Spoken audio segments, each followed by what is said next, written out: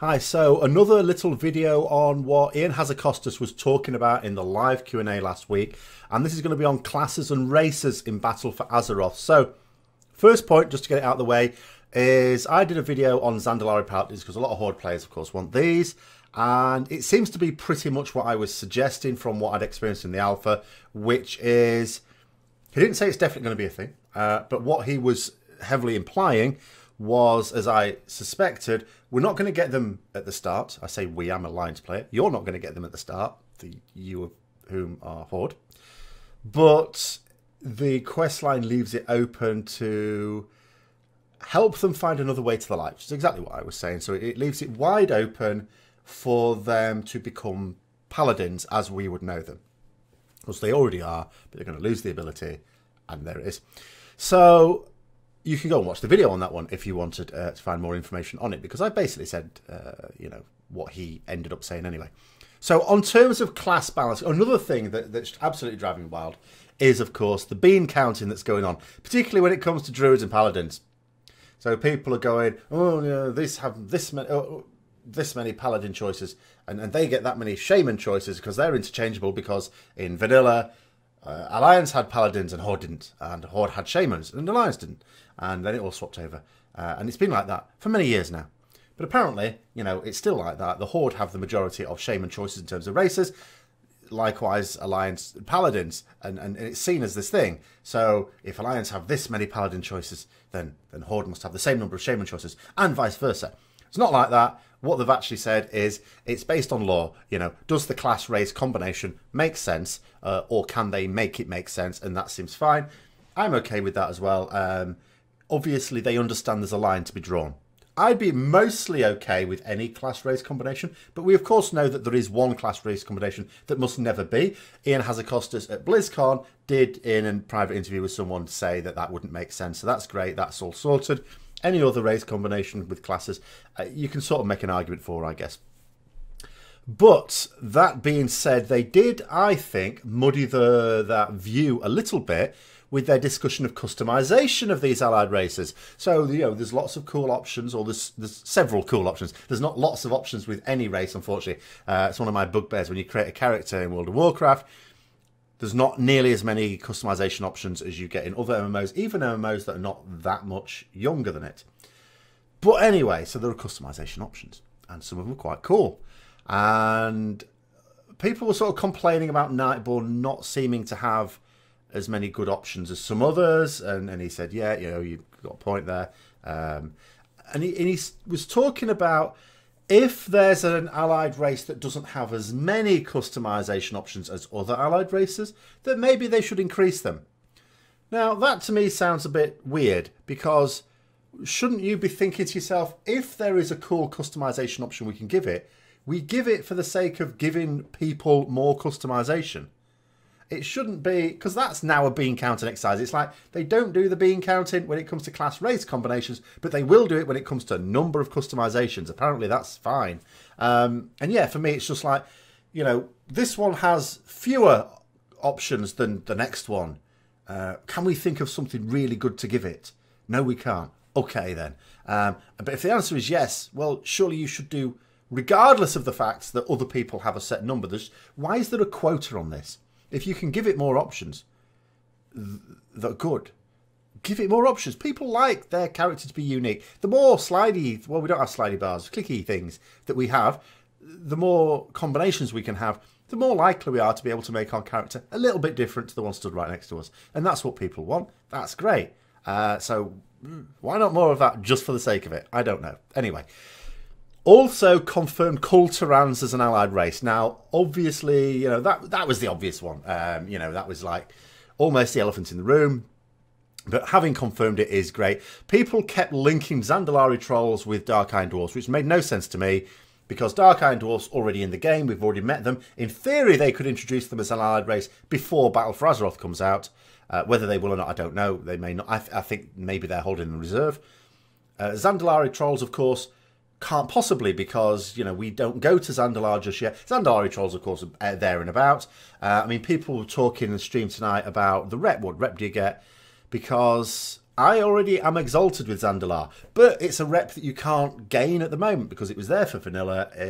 Although I still have it on my character sheet, it's not obtainable anymore as far as I know anyway, because it's from the original Zul'Gurub raid. Zul'Gurub's now a dungeon, several expansions later, different thing. So, either, I guess, they're going to come up with a slightly different rep. You know, it's going to be something of Zandalar, or Zandalar is something to make it a slightly different rep, or my rep is basically deleted and I get a legacy achievement for it or something like that. I don't know.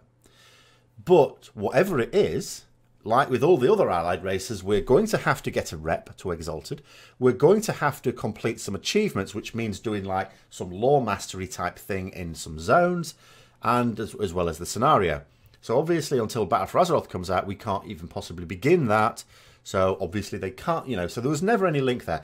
That being said, for reasons as yet unknown, there are Dark Iron Dwarfs semi-prominently in the new content. So I've been leveling on both Horde and Alliance, and I couldn't help notice there were I don't mean a Dark Iron Dwarf milling around here and there. I mean an actual collection, an expedition of Dark Iron Dwarves in the world doing stuff. Now I don't know what they're doing, because as an Alliance player I haven't come across any. They're not on Kulturas, they're on Zandalar. So as an Alliance player I haven't come across them, don't know what they're up to. As a Horde player, when I went over to ask them what they were doing, they chased me away with sticks and fire. So I don't actually know what they're doing with the sticks and the fire and camping on what used to be a quest hub for me and now isn't at the point at which I've leveled. But they're up to something there. So they do have a significant presence on there. So I think we can take that as read, as if it, you know, it's very likely anyway, that Dark Iron Dwarves will be an allied race that comes out. Even though in theory they could bring it out anytime, it will be something that comes out with the new content. And I guess there will be a special rep for them, as well as, again, achievements to unlock before you can get that race.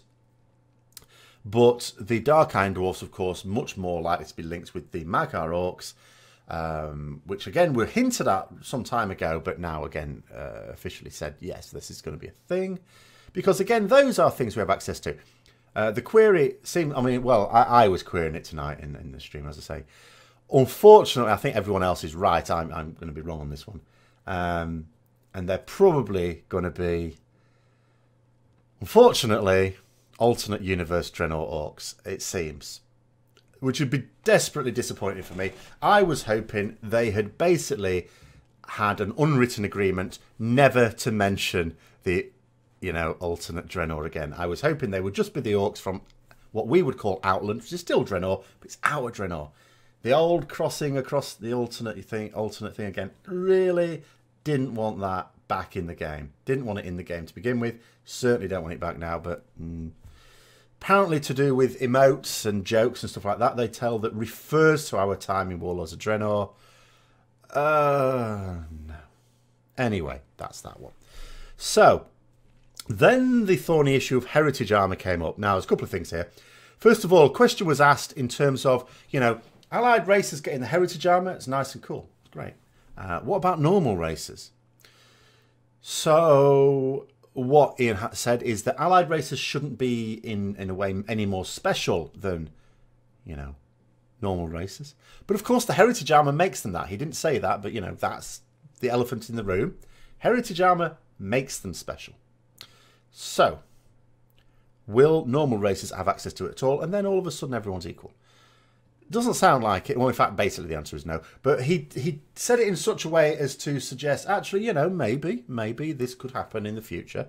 And he threw out an idea, maybe like a racial question. Because what he was saying is, does it make sense just to have to level up a character to level cap from the start to get heritage armor on a normal race? Because you may already have characters of that race, which is true of many years, you know, since you started it. So why should someone who makes one now and levels it up get heritage armor, and who've had this thing for 10 or more years not get heritage armor? So he was just throwing it out there. Don't get your hopes up that. He was literally throwing it out there as an idea. It screamed to me, the answer to that question is no, but I don't want to say that we're putting our foot down and definitely say no. So it's one of those things I would suggest, because they're not ruling it out, and it may be that he hadn't even considered it before. I don't know how, to what extent they go through the questions first of all. I'd be amazed if they don't go through the questions first of all, though.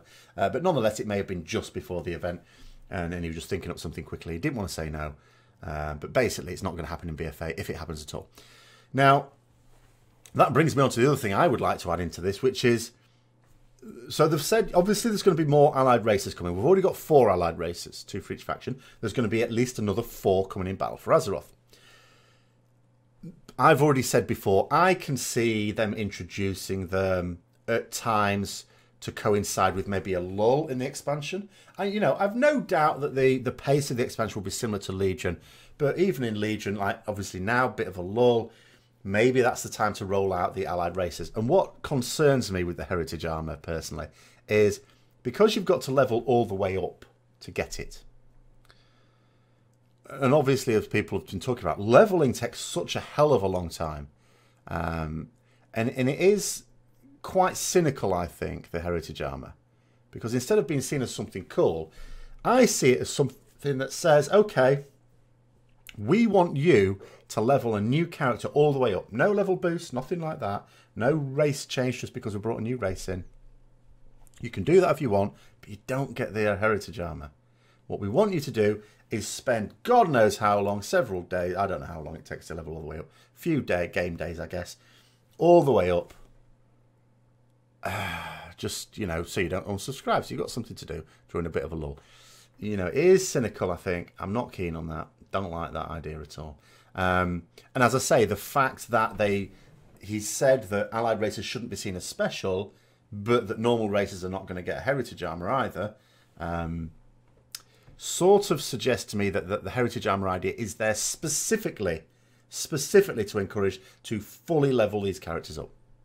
Now, for the purposes of doing that, by the way, just as when they introduced the 4 allied races that we've got now, they added 4 character slots, not onto our account, unfortunately, but onto the realm. They're going to do the same. They said whenever new allied races are added, you will get an increase in the number of character slots per realm that you can have. They didn't say anything about increasing the limit. It's still going to be 50 per account, I guess. Which, for most people is absolutely fine, I imagine. But for some people, at some point, surely is going to be a bit of an issue. So we'll see there. So that's pretty much what they had to say on classes and races. I still intend to do a few videos on other little topics that they talked about as well. Hopefully get time to do another one of those tomorrow, I hope. And then maybe another on Thursday, and then definitely one on Friday. And then hopefully I'll have done talking about what they've talked about, and it will have taken just over a week. So thanks very much for watching. Hope you enjoyed it. If you've got any comments, of course, add those down below. Don't forget to give it a like. Subscribe if you haven't already. Share it with anyone else who might also be interested. And until next time, I'll see you later.